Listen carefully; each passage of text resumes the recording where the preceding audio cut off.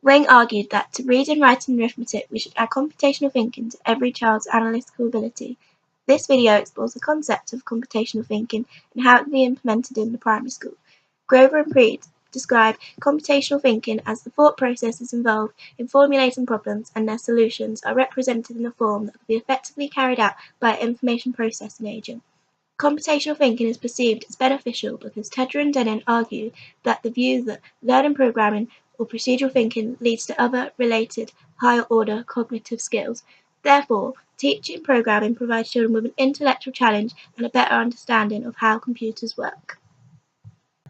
There he outlines the concepts of computational thinking as logical reasoning, which includes predicting and analysing, algorithms, such as making steps and rules, decomposition, where you break problems down step by step, abstraction, which involves removing any unnecessary detail, patterns and generalization, where you're expected to spot any differences and similarities, and lastly, evaluation by making judgments. The approaches to computational thinking involve different skills of tinkering and experimenting, creating and designing, debugging by finding and fixing errors, persevering and collaborating. These are all complex approaches but need to be clearly taught in the primary school. Grover and P consider computational thinking to be useful in the modern world as they believe that those in possession of computational competencies will be better positioned to take advantage of a world with ubiquitous computing. As a result, computational thinking provides children with the ability to succeed in a growing world of technology.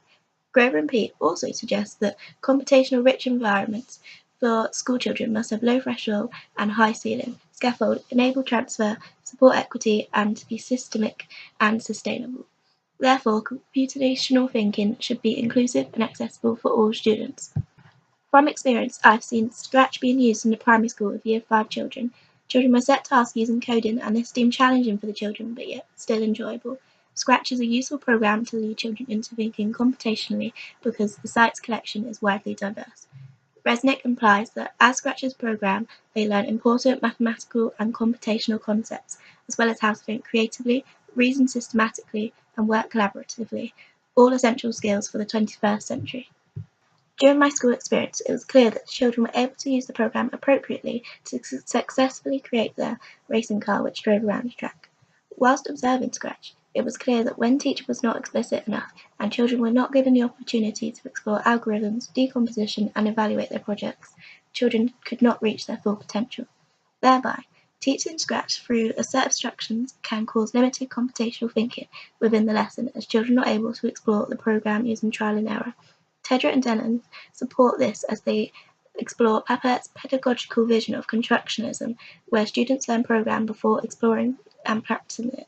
Therefore, it is important that children should be given the opportunity to practice all aspects of computational thinking in the classroom, because when this is achieved, Brennan and Resnick believe that computational practices focus on the process of thinking and learning, moving beyond what you are learning to how you are learning. In other areas of the curriculum, computational thinking was not directly used in subjects such as mathematics, science, and literacy. However, computational thinking should not be excluded from these subjects, as computational thinking would benefit a child's development with technology. Yet, Grover and P discuss that there is a lack of agreement on whether computational thinking should ultimately be incorporated into education as a general subject, a discipline-specific topic, or a multidisciplinary topic. This suggests that there are different opinions on when computational thinking is relevant across the curriculum outside of computing lessons. Overall, supporting Wing's argument that to reading, writing and arithmetic we should add computational thinking to every child's analytical ability. Computational thinking should be a fundamental skill for everyone, explicitly in computing, but potentially in other areas of the curriculum too.